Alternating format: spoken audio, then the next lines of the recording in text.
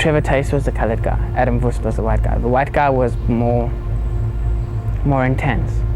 He cut deeper. He was more vicious. So I know I was cut by the colored guy because it wasn't that bad. Got stitches, but not bad. And then they found out that there were 2 other people in the house. How did they find out? One of them actually walked through. One of them never knew what was going on. Didn't know that this was going on. So he walked through and he walked into the middle of it. So they took them to the room that they were in, tied them up as well. As far as I know, they also cut their throats and doused them with petrol. This was only after a long while. You've got to understand that they were looking around. How long were they then there? 3 hours. So this happened over a period of 3 hours. I mean, it didn't happen to be like quick wham slam, get the money in it. They were very thorough. They were very thorough in what they did. Did you ask them whether you were going to die? Yeah, for sure. We all asked them. We all plead with them. They actually said they weren't going to kill us. But the thing is, a lot of us knew that it was going to happen. The thing is, you don't rob people and not wear balaclavas. You don't leave your face known to everybody. It's not the way it works. So Eric, the owner of the place, kept on warning us to try and break free because we were tied up with nylon rope. Nylon rope comes loose. And then one of them got free, went to the kitchen, got smacked, got shot. And then they came through and they shot everybody after that. Why do you think Quentin survived? It seems that Quentin turned around and faced them and was thus shot from front to back instead of from back to front, whereas all the other men were shot from the back. And for some reason that has caused, or did cause, either the person shooting to waver slightly so that the bullet deflected and didn't enter the brain, or that his face was turned in a certain way, or that it might have deflected off one of his facial bones. But I mean, he had significant injuries to his face. He had two bullets and his jaw reconstruction, and he's deaf. And he's deaf, yes. I mean, it certainly caused a lot of damage, but nothing went into his brain, into the skull. I mean, your brain kind of sits from your nose upwards, really, behind your face. And he was lucky enough that it just went below there. This is one of the things that allowed me to ID them, is the fact that I faced them, I lay on my back, not my stomach, whereas everybody else lay on their stomach. Why did you decide to lie on your back? That one's an interesting one. I'm not a coward of death. I'm not afraid to die, but I would like to see it coming at least. I'd like to know what to expect.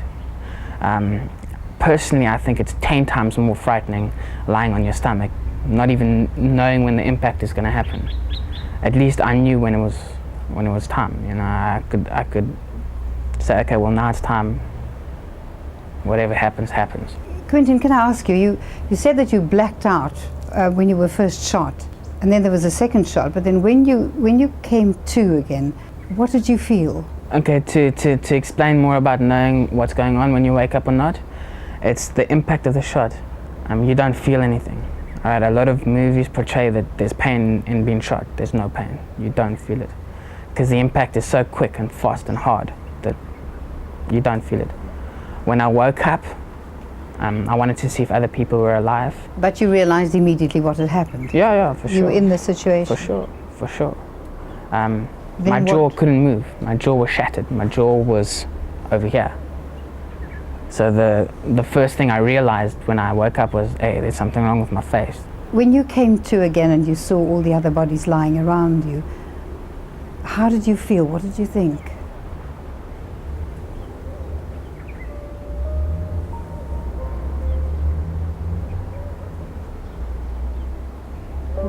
Some of them I had known, you must understand. I didn't work there for long. I'd only been working there for like a week and a half. But they were human, they were, the irony is a lot of them were straight. The irony is a lot of them were doing this just for money. Same with me, it's not a profession you choose. It's not the nicest thing to do. So I felt bad for some of them. Some of them were really young. Some of them were 17. So I don't know exactly what I felt. The bonds were loose though, which was pretty cool. The nylon was somehow just loose. The door was open. See, the thing was, they bust themselves for the simple fact that they were intending on killing everybody and then locking the doors just in case. They left all the doors open. I walked to the bathroom, wanted to see what was wrong with my jaw. I don't exactly remember what I saw. I know I saw a lot of blood because one of the guy that broke away, the guy that got shot first, he was shot in the stomach and then in the head. So there were only 2 of us that were shot twice. All the others were shot once. One to the back of the head. He was shot in the stomach, bled profusely, dragged himself through the house, got shot again in the head. So when I walked to the bathroom, I mostly saw the floor. And then after that, I walked through the house, walked out of the house, and then I came out here, and I walked up this road. And what I was thinking is, like, I have to get to a safe place. I have to, like, not die. You see, I think this is one of the things that kept me alive, is that I wanted to live. For sure, I believe very strongly that God did play an important role. But I also believe my strong will to survive kept me alive as well. I could have given up and just died, just lay there. I'm happy because I've been given a second chance. It's also very intense because of the feelings that this calls up, the emotions of being so afraid, being helpless. I mean, this garage itself brings back a lot of memories. Me walking over this road, going into this garage, brings back a lot of memories.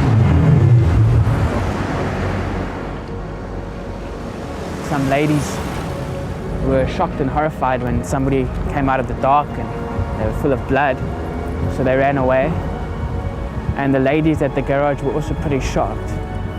Okay, well, by now, I don't know how I made it over the road. By now I'm exhausted. By now I'm remembering little pieces and blanking out.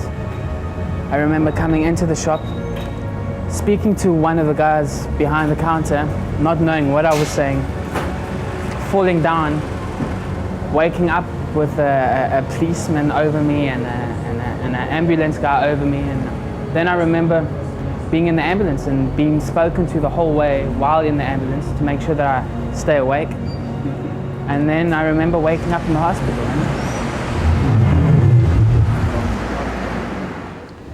Ons bevind ons in Bishop Lywes, waar mense ongehinderd met hulle lewens voortgaan, met die rustige Drakensberge in die agtergrond. En dis hier waar die Disa Hof polisiestasie geleë is. In hierdie gebou het die polisie van die ernstige misdaad en moordeenheid daagliks geworstel met een van die mees afgryslike misdade ooit.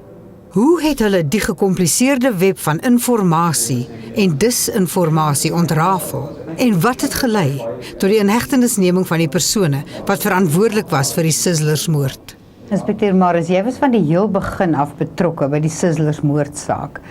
Daardie oggend van die 20ste Januarie, toe jy op die toneel afkom, sou jy sê dat dit een van die gruisaamste moordtonele is wat jy nog ooit aanskou het? Dit is korrek. Dit was een van die gruisaamste moordtonele wat ek bygewoon het. Die oggend toe ons daar inkom, het daar 5 liggame gelê in die een kamer en een in die kamer langs aan. Almal was vasgebind met kouse in hulle monde in duct-tape om die mond gedraai en hulle het wonde gehad in hulle nekke en die plek was vol bloed gewees. En die paramedies was pas daar gewees nadat ons daar gekom het. En ek het gehoor dat daar een oorlewende is wat al reeds hospitaal toe is, die Somerset Hospitaal. Ek is na die hospitaal om 'n verklaring af te neem, maar hy was nie in staat om 'n verklaring af te lê nie. Maar wel, wat hy wel gemompel het, is dat dit 'n kleerling man en 'n wit man was wat hulle geskiet het. Ek is toe terug na die toneel waar ek die inligting oorgedra het na wie ons soek en ek het toe verder na getuies gesoek in die omgewing waar ek 'n manspersoon opgespoor het en ek het 'n verklaring van hom gekry waarin hy gemeld het dat hy 2 persone in die straat sien afhardloop het met swart klere. Net om terug te keer na die begin van die ondersoek van die moordsaak. Dit lyk asof daar baie misleidende leidrade was in die begin, asof julle nie